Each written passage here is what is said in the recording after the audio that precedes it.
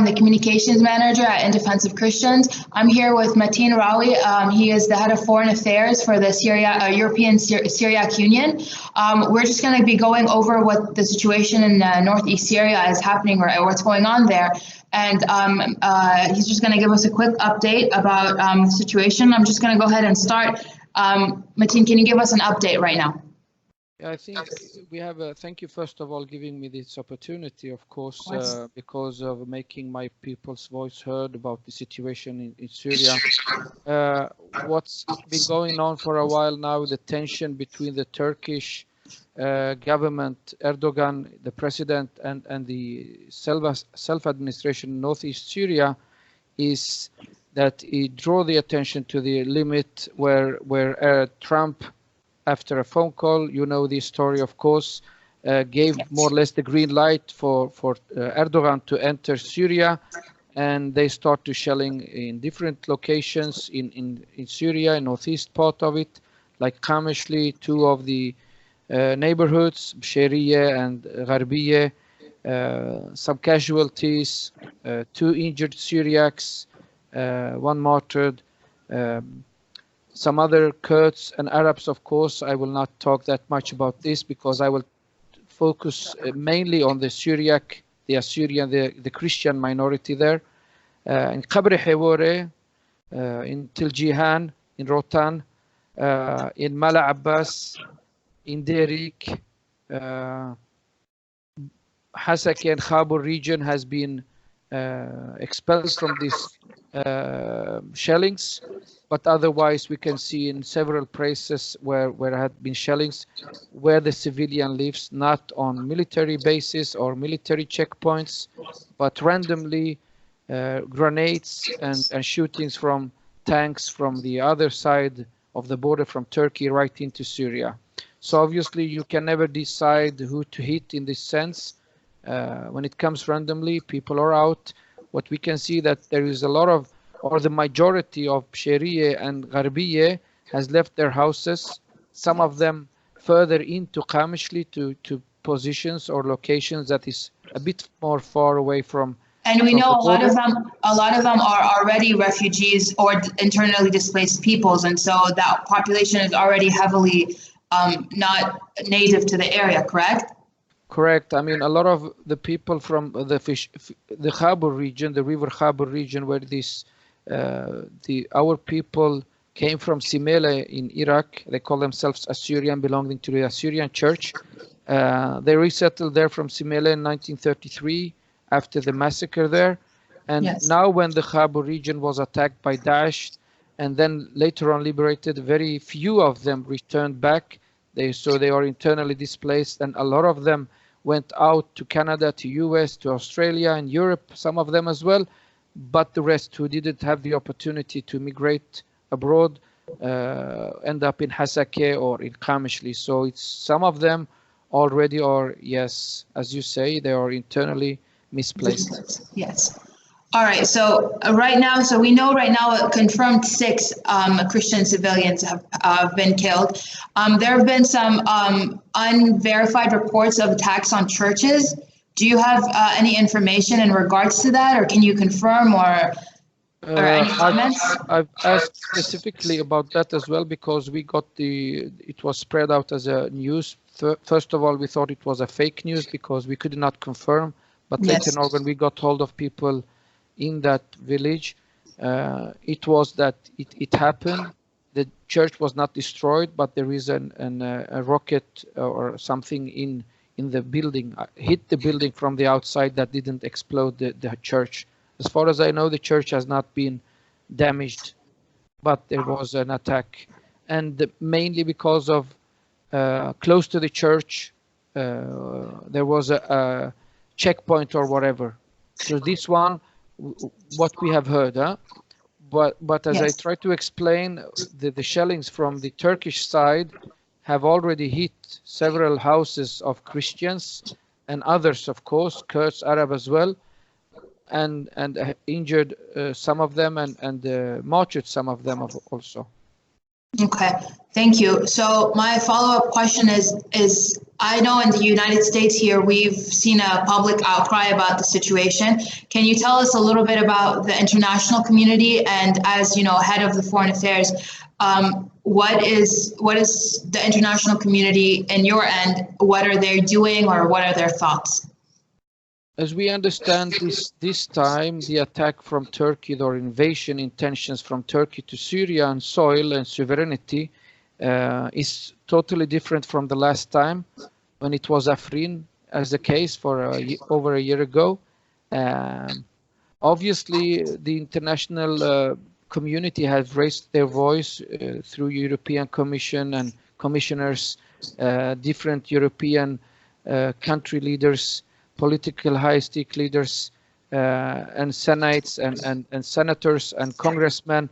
A totally different situation this time from the time before. So there is a reaction, but of course the reaction cannot stand by words, because yes, it is not fulfilling the intention of these reactions, because the intention must be to stop this shelling, killing civilians, and attacking a region or a country. This is, I mean, this is a war to. He is entering another country's borders without permission. So that is a war, and this, we don't want that in the long run. The Kurds, the Arabs, the Syriacs together running the Sanes or the northeast Syria as an autonomous region where a fragile, very fragile democracy is taking place, is growing. Of course, there is discussions how we can develop this more in a more mature democracy like we have in Europe and in other countries in the world. But I think that would be unfair if we would expect the democratic values and the system and everything ongoing just from day one to have as we have what we are used to in Europe. It has to take some time, of course. For sure, for sure. So I understand. We know that President Trump came out from the very beginning. He said that if any attacks on religious minorities happen in the area, there will be economic sanctions on Turkey. Well, it's happened and it's been confirmed, and everybody knows that this is happening. Are you, in your opinion, do you think that sanctions are going to be effective? I saw a report yesterday by a journalist who is a supporter of Erdogan go on and say, hey, you know, the Americans tried the sanctions before, they didn't really do anything. That's why we're doing this again. Do you think they're going to be effective? And if they are effective, do you think they're actually going to happen? I mean, this journalist obviously is not a friend of Erdogan, because if he says like that, he says that attack us militarily, otherwise you cannot get anything out of it. That is my interpretation. but of course, we leave that person to the side. And my opinion is that this is not a matter of money and sanction that could weigh up to the civilian lives that could be casualties here. Also, don't forget that these people had already land that is, they are leaving their lands. What Erdogan is trying to do now, this is people who are already vulnerable. As I told you, they have many of them from Khabur region, for instance, had their own lands, their own properties. They left everything. Yes. And now they cannot go back. So they lost that one. So they are indisplaced in Qamishli. Now, once again, in this place somewhere else. And if we talk about the Assyrian community that lives close to the river of Khabur, but there is a lot of Christians and other minorities who are indisplaced, and we have forgotten to talk about the Yazidis that has very weak voice. I know that a lot of people mention them, but we really need to emphasize also that the Yazidis should not be forgotten. They have been displaced from the mountain of Shigur, Shingar, Sinjar, as they say in different languages. Now in Syria, some of them from Afrin region, now in other places. And all of these people, along with the other ethnicities. I mean, I'm not, of course, I want peace for my people, but not only my people. We need to think greatly. It goes hand in hand, hand in hand. It goes hand in hand. And economical sanctions, whether it hurts Turkey, yes, I think it will hurt Turkey. But what we need now is not that a sanction that will be being effective and efficiency enough on Erdogan. Maybe 1 year from now or some month from now will not help the people who are getting killed or attacked or in this place today. So that is not the issue. You're advocating for a short-term solution right now in the near future because sanctions are going to be long in the future before they're implemented. Yeah, I think you need to have a battery of different solutions, Mr. Trump, because Mr. Trump said no attacks on Christians. I will retaliate. And we have heard a lot of tweets, read a lot of tweets. And this is also a very odd way of being a leader for one of the greatest countries, one of the superpowers in the world. By tweet, you define what is the future of the world. That is very odd and strange for us as a small community to understand, because we are used to these great countries. These big countries has plans for decades, for 100 years ahead, planning. If that is a part of what the United States are planning to create chaos in the Middle East, setting people against each other, then maybe Trump is doing right now. But I don't think that is the plan of United States. No, yeah, I agree. That's not the plan. This is the way Mr. Trump is running a company in his mind, and that's why economical sanctions is something he's talking about. He should stop Erdogan right now, as he did when giving him some kind of green light, although he says I didn't give him. He should stop him the same way, not giving him red, but telling him to stop then.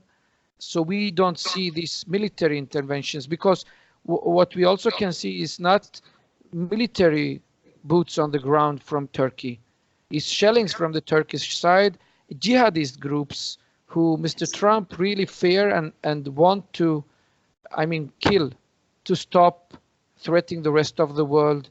It's ISIS and the brothers of ISIS today, and even those who survived maybe from the attacks of SDF and the coalition, and from ISIS went out to Turkey, obviously we know that, and other places, and now back in other shape. So the name of ISIS is just maybe I don't know what to call it, but when you have a disease, you have side effects. One of the side effects is this one. Tomorrow we can have another side effect called, like Al-Qaeda became Jabhat al-Nusra in Syria. We know everybody that was the small fractions of Al-Qaeda in Syria, was Jabhat al-Nusra later on. So we need to have security. We need to really, as European, as a Western world, as Americans, also entitle others to feel security, to also feel they have dignity, they have right to democracy, they have right to develop themselves, and also, in some extent, empower us so we can sort out some of our own problems in a matter Europeans did many years ago, in a matter Americans did 200 years ago. This is an evolution in the Middle East. The model we have today in Southeast Syria, Northeast Syria,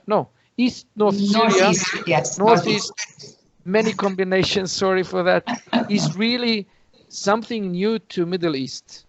Yes, so I'm not sure if you know, but IDC, one of the biggest things we advocate for in the Middle East is for the security, or the personal security for the religious minorities in Iraq and in Syria, where they take care of their own general security, because that seems to be the most effective way. So I don't want to take up too much of your time. I know your organization quite well by reading about it, and I have some colleagues who has been in contact with you as well.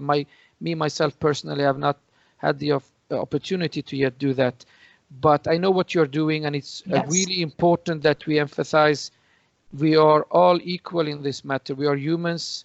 It doesn't matter on numbers if we are 1 million or 100,000, if that is more worth as human being, or if you're 20 millions, or if you're 1 million. This is the basic foundation of the message, the gospel of God, if we talk about religious side of it as a Christianity.